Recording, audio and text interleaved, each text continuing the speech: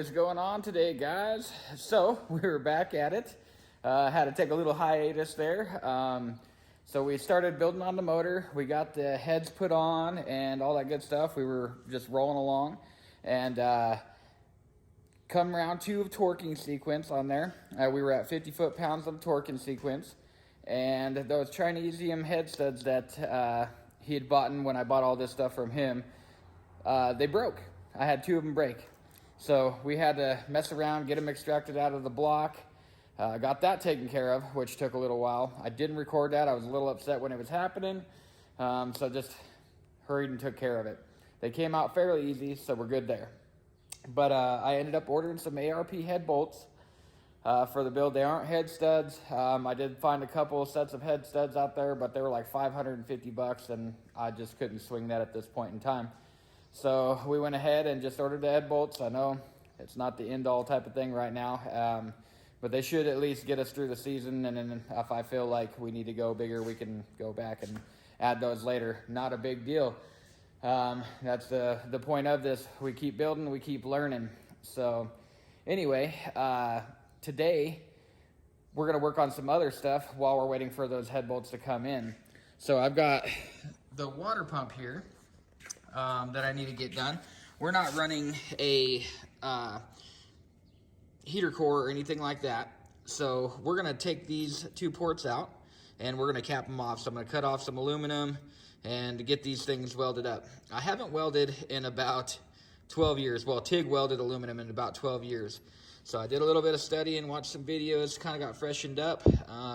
We're going to get this all prepped up. I'm going to go over to the other shop where the TIG welder's at and do a couple practice runs and see if we can't get this capped off today. I'm going to practice with this first, and then we're going to jump over, where is it at, right here.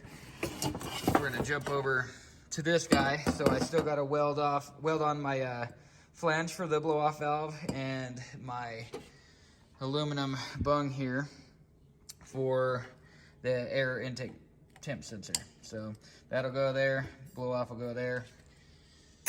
So, yep, before I start welding on this thinner stuff though, I just want to take a little bit of practice runs on these, and then before I also do that, I am going to cut up some of that pipe and pretty much just practice welding that aluminum pipe before I get into it, so that way the welds look decent. They don't look like bird turds and boogers and things like that.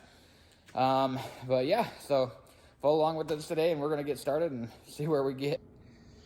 So actually, guys, after knocking out these, get them here, these. So what I did is I just took a hammer, kind of knocked them back and forth until they got loose enough, and then I grabbed them with a pair of pliers and pulled them right out. So I was gonna weld this cap up here, just because I didn't know how thin this was. But if you look inside there, there's about 3/4 of an inch deep on each of these. So, knowing that, so my big thing is I want to weld this, and I should practice welding it, but I don't want any water leaks. And if I weld this, there's possibility of water leaks. So what I'm thinking about doing is I got a bunch of tap and dies and caps, NPT thread. Obviously this isn't the one I'm going to use, but I was just using this for the tap size. But you can see here, that fits there, and then either that cap or that cap would fit right in there. So pretty much all I'd have to do is just tap these, throw some Teflon on here, and cap them. Maybe a little bit more simple of a fix, and easy. And that's another thing too. So say if I'm at the racetrack and this water pump goes out and I need to replace it at the track, obviously I'm not gonna have a welder that I can cap this off at the track, but I can keep my two taps with me, and if I have to replace it, I can tap those out real fast, put the caps back in, and be back ready to race within, 35 minutes, 45 minutes after swapping it all out and being done. So I think long term and run, that would be the more ideal way to go just for serviceability. I do want to practice my aluminum welding, but serviceability I think is going to be the way to go with this. So I think we're going to go that route. All right, so we got these holes all tapped. I had to run down to Ace Hardware and pick up one extra tap for the bigger guy. I had one for this one, but not that one for that one. But the holes are pretty much already ready to go. So for the little guy right there, we use the 1/8 inch by 18 NPT. And for the big guy, we use the 1/2 inch by 14, if it'll focus, NPT. And tap those. Like I said, the holes were already there, so I didn't have to worry about any of that. Tapped them out and then picked up a couple plugs for those, and they fit pretty nicely.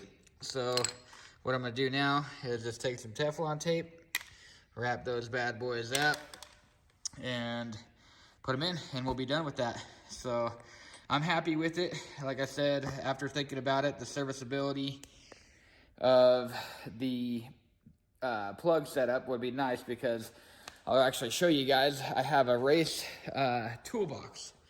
So this toolbox back here is kind of empty at the moment, but during race season, I'll fill it up with all the tools that I need. Any spare parts, any specialty tools, anything that I know that I need specific for the car. So once I'm done with these taps, they'll go right into that toolbox. And like I said, if I ever have to do the repair at the track or on the road, wherever, if we're in Colorado, wherever need be, I don't have to worry about going, oh dang, I need a new water pump. I need to figure out how to weld that and plug it. It'll already be simplified. We'll have the plan and have the know-how to get it done. So that is good for that. I'm not sure. I'm gonna go over to my list and figure out what we need to do next. All right, guys, so we've got the water pump finished. Everything's looking good. I'm happy with it. Teflon taped. I did pull out the thermostat. We did clean it out, blow it out, all that good stuff. Make sure she's clean before we put her back on. If you're going to be drilling and tapping and all that good stuff, you make sure you want to get all those metal shavings out of there. So she's pretty much ready to be installed. I still need to clean up the gasket surface and stuff like that before we install it. But I figured while we're waiting, we'll go ahead and finish up our alternator bracket. So LS, or the 5.3s, all that good stuff, it's kind of cool. If you see right back here, they almost give a provision where you can drill and tap for a hard mount alternator spot. So down here is another bolt. I believe this is where like power steering and stuff went on the original setup, but they kind of give you options. So I went in and bought a piece of tube and I cut it down to length.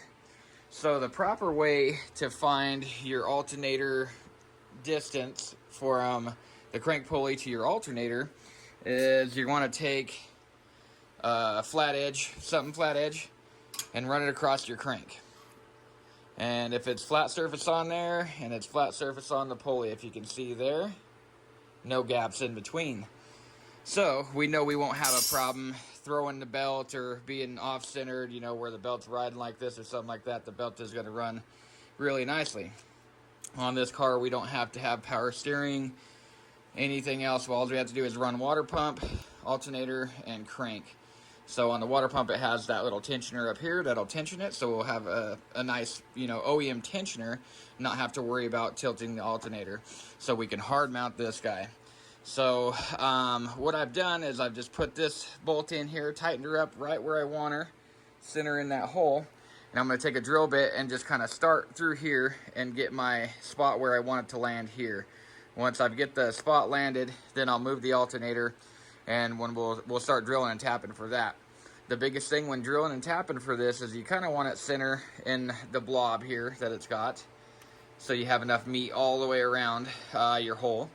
And then when you're drilling, just as anything, drilling and tapping, you want to make sure you're nice and straight. So, I mean, this is going to be a pretty simple job. Nothing too crazy. So we're just going to go ahead and get started.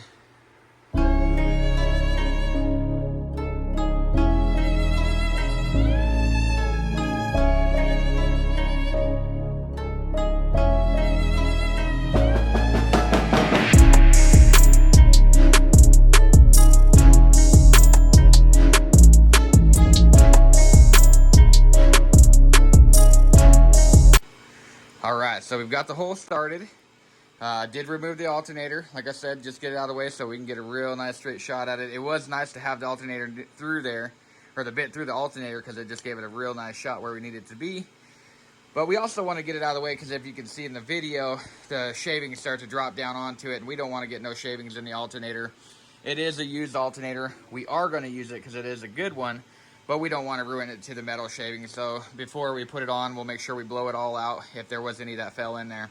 But we'll do the rest of our drilling without it there. So I need to go about an inch in, right about to the end of this tab for the length of our bolt. So I'm going to probably go just a hair farther than that for the length of the bolt so we don't bottom out and not be able to get the alternator all the way tight. And then once we're done drilling that, we'll cut our other little spacer that we need and tap that. Should be good to go. Okay. All right, so we got the hole drilled, got our tap set up and ready, got a little looby-dooby, as Puddin' Fab would say. And we're just gonna start slowly tapping this bad boy in. Make sure you're nice and straight in there. Take your time getting it started. One thing I was taught when you tap these is as you get started and it starts cutting those threads, and you can really feel it starting to cut, you move yourself a little bit forward and then back up, clean the thread. And you can do about a full turn or something like that. Move back, clean the thread, and that'll ensure your threads are clean all the way through. Some people just run it all the way in. I'm sure that's fine. There's probably multiple ways to do it. That's just the way I was taught, and it works. So. Looks like we're going in nice and straight.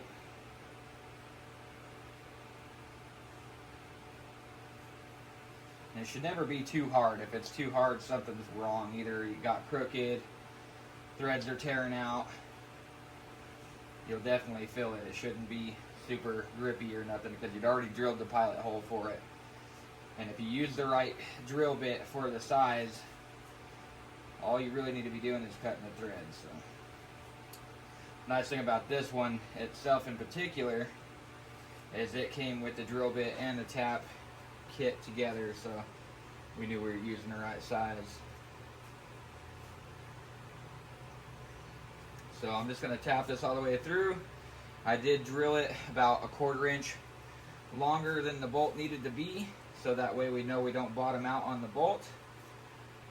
Just throw a little more looby-dooby in there. Looby-dooby for that booty. I don't know if you guys watch Puddin's Fab or not. That dude is freaking amazing. He's hilarious. I watch him at night when I go to bed. My old lady's like, "Is that guy fake?" Huh. It's like, his accent, he's got to be faking it. He's got to be whatever, I don't know. I don't know if he is or not. It sounds pretty real. But the dude is just hilarious. I love watching him. He builds cool stuff. And he shows little unique tips and tricks and things like that that he does his own way. Just a lot of fun to watch. So if you guys ain't seen him, definitely go check him out.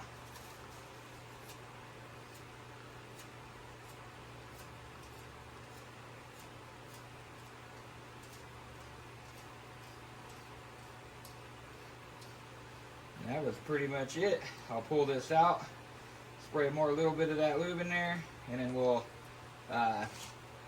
check our bolts, make sure everything's good inside there. Make sure she threads in nice.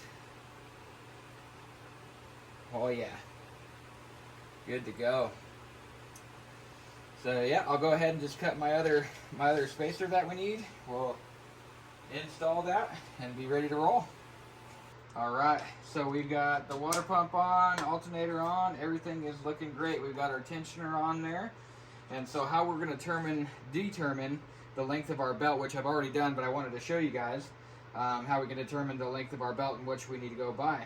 So what I use is a little bit of speaker wire. It's got the little groove in the wire, so it's kind of cool. You can actually lay that groove right in the grooves of the pulleys here. We're going to run them up through just like that. Figure out how you want to run your belt system. And I think for me, this is how we're going to do it. And so you don't want to check the check it without tension on it. So I'm going to have my little guy put the wrench on there. Go ahead. And he's going to tighten up the tensioner. Go ahead, push. And right there, over here, right there, where it's tensioned is where I got my length at. So then when he releases tension, go ahead and release tension. It gives us that much tension in there. I might shave off just a hair more so that way the tensioner stays tight. You want a somewhat tight belt as you're running this, especially with boosted application. The high rev can actually toss a belt as well. So a little bit more of a tightened belt would actually be good. So want to tension that one more time? Go real hard. All right. So something like that. I will mark off right there. Perfect. You let off. So I'm gonna chop off about that much more, and then we'll head down to O'Reilly's.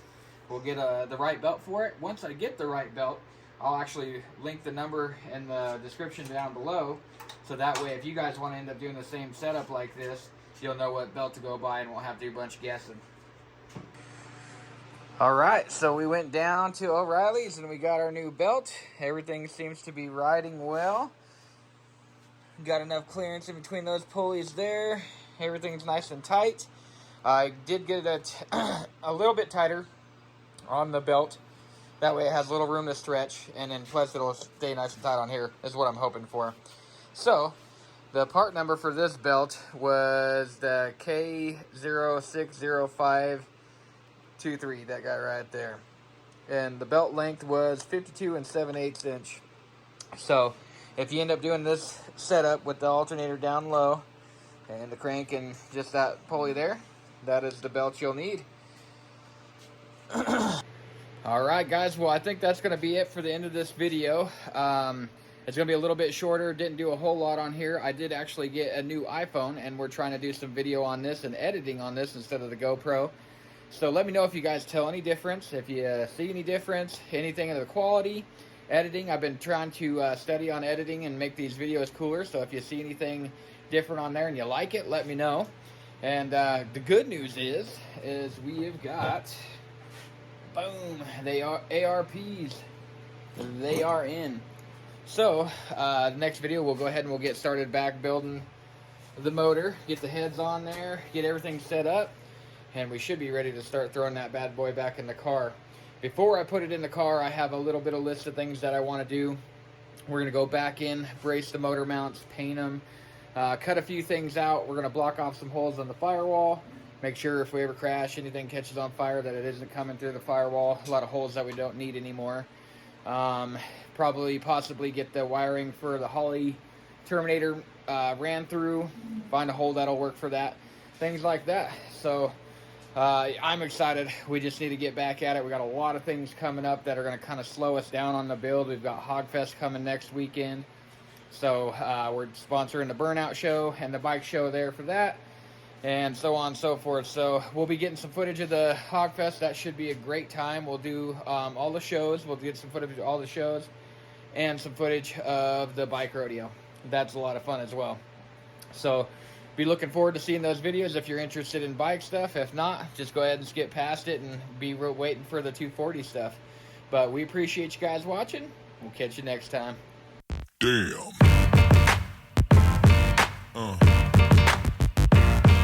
Yeah.